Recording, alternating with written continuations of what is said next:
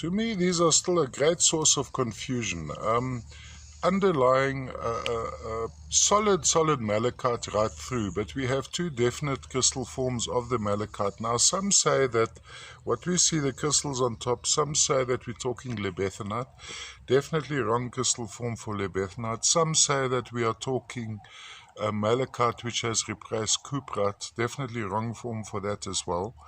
And then I've heard what seems most viable to me would be primary malachite and malachite. So two different forms of malachite on the one specimen.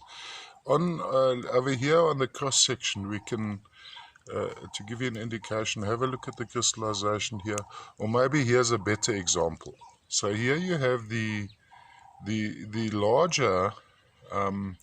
Could be malachite, off shape of the malachite, associated with the other malachite. There's some fibrous malachites here. I've found some brochentite with some of these specimens too. Now the brochentite would be a slightly different green, fine little green needles. Usually sitting in the, shall I say, armpits of these guys. From a form point of view, this one is quite exquisite. Let me go take you around like this.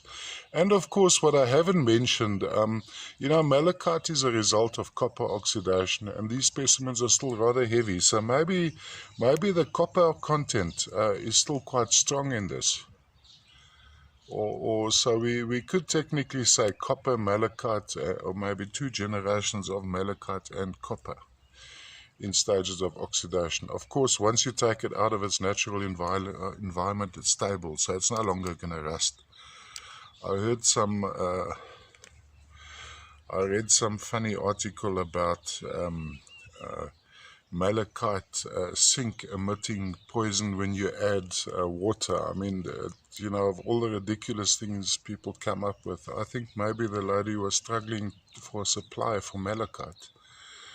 All the way from the Mashamba West deposit in the Katanga Copper Crescent, Congo.